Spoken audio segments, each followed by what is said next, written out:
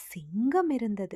அது தினமும் வேட்டையாடி எல்லா விலங்குகளையும் பயமுறுத்திக் கொண்டிருந்தது. அந்த காட்டில் உள்ள விலங்குகள் எல்லாம் எப்போதும் பயத்தில் வாழ்ந்தன. அவங்களுக்கு அமைதியாக வாழணும் என்ற ஆசைதான் இருந்தது. அதனால் அவர்கள் எல்லாம் சேர்ந்து முடிவு பண்ணினாங்க, ஒவ்வொரு நாளும் ஒரு விலங்கு சிங்கத்துக்காக தன்னை அர்ப்பணிக்க வேண்டும். அப்போ மற்ற விலங்குகள் நிம்மதியாக வாழலாம். எல்லா விலங்குகளும் ஒன்று கூடி பயத்துடன் பேசி முடிவு செய்தன. அந்த சிங்கம் நம்மை பாப்கார்ன் மாதிரி தினமும் சாப்பிடுகிறது. நிம்மதியா தூங்க முடியல. நாம் ஏதாவது செய்ய வேண்டும். ஆமா, அவன் கர்ஜனை பயங்கர இடி மாதிரி இருக்கு. நாம் சிங்கத்திடம் ஒரு உடன்படிக்கை செய்தால் என்ன? நம்மில் ஒருவர் தினமும் சிங்கத்தில் குகைக்கு உணவாக செல்வோம். இதனால் மற்றவர்கள் நிம்மதியாக உறங்கலாம். சரி, ஆனால் முதலில் யார் செல்வது? நான் இல்லை, நான் மெதுவாக ஓடுவேன். இல்லை, நான் வேகமாக ஓடுவேன். ஐயோ, பயத்தில் உளறுகிறேன். ஈக். நல்ல யோசனை. தினமும் ஒருவர் சிங்கத்தின் உணவாகுவோம். நிம்மதியாக வாழ்வோம். சிங்கத்திடம் சென்று சொல்லுவோம். அந்த காட்டில் உள்ள விலங்குகள் எல்லாம் இதயம் வேகமாக துடிக்க, பயத்தில் வாலை தன் கால்களுக்குள் சுருக்கி நடுங்கியபடியே அந்த பயங்கர சிங்கத்தின் குகையை நோக்கி நடந்தன. இது என்ன? சிற்றுண்டிகளின் அணிவகுப்பு என்னிடம் வருகிறதா? உங்களுக்கு என்ன வேண்டும், பொடி பசங்களா? ஓ சிங்க மகாராஜா, தயவு செய்து எங்களை இனி துரத்தாதீர்கள். நாங்கள் தினமும் ஒருவரை உங்கள் குகைக்கு அனுப்புவோம். பெட் காஃபி மாதிரி காலையில் எழும்பும் பொழுது உணவு உங்கள் அருகில் இருக்கும். காட்டில் உணவு டோர் டெலிவரி சேவை உங்களுக்காக. ஆமாம், உங்களுக்கு ஈஸி பீஸி. உங்கள் வாசலில் உணவு. தினசரி உணவு டோர் டெலிவரி கேட்கவே ரொம்ப நல்லா இருக்கு. நான் உணவு தேடி கஷ்டப்படாமல் நல்லா தூங்கலாம். எனக்கு பிடித்திருக்கிறது. உடன்படிக்கை. உணவு தாமதமானால் நான் பொல்லாதவனாக மாறிவிடுவேன். நன்றி மகாராஜா. நன்றி மகாராஜா. நன்றி மகாராஜா. நன்றி மகாராஜா. விலங்குகள் அந்த பயங்கரமான சிங்கத்தோட ஒப்பந்தம் செய்து முடித்தார்கள். அதன் பிறகு குகைக்கு நேரடி உணவு விநியோகம் ஆரம்பமாயிற்று.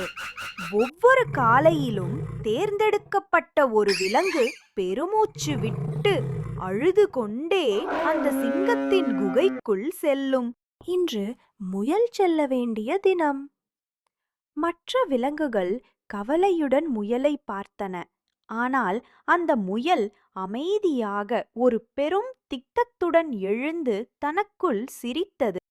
டாடா சிறிய முயலே, நீ பஞ்சு போன்று மென்மையானவன். உன்னை இழப்பது மனசுக்கு வருத்தமா இருக்கு.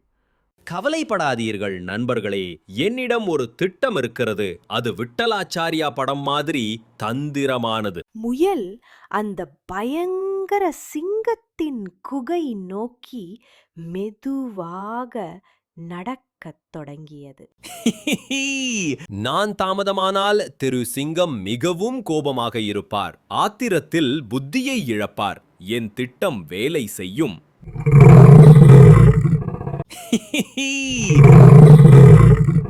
எங்கடா போய் தொலைந்த?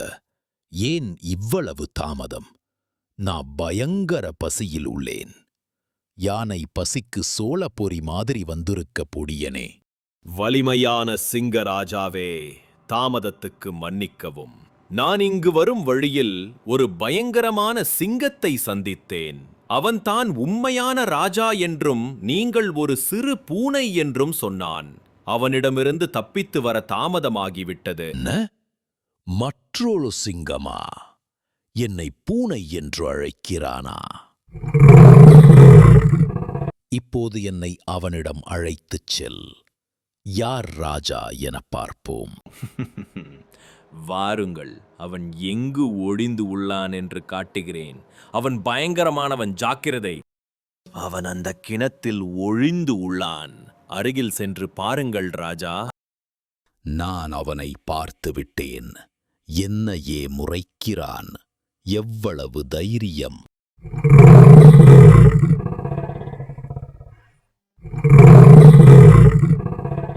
அவன் திரும்ப கர்ஜிக்கிறான். டேய் அடிச்சான் காப்பி, உன்னை என்ன பண்றேன் பார்.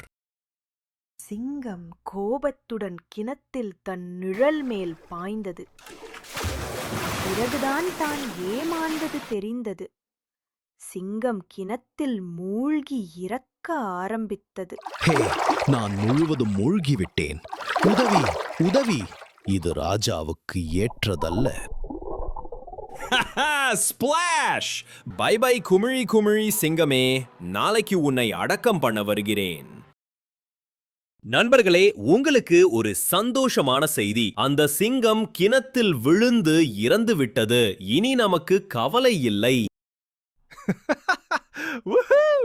முயலே, நீ ஒரு புத்திசாலி. இனிமேல் அந்த பயங்கர சிங்கம் இல்லை. ஹேய், நம்ம காடு மீண்டும் மகிழ்ச்சியான காடு ஆனது. ஏய், நம்ம காடு மீண்டும் மகிழ்ச்சியான காடு ஆனது. ஏய், நம்ம காடு மீண்டும் மகிழ்ச்சியான காடு ஆனது.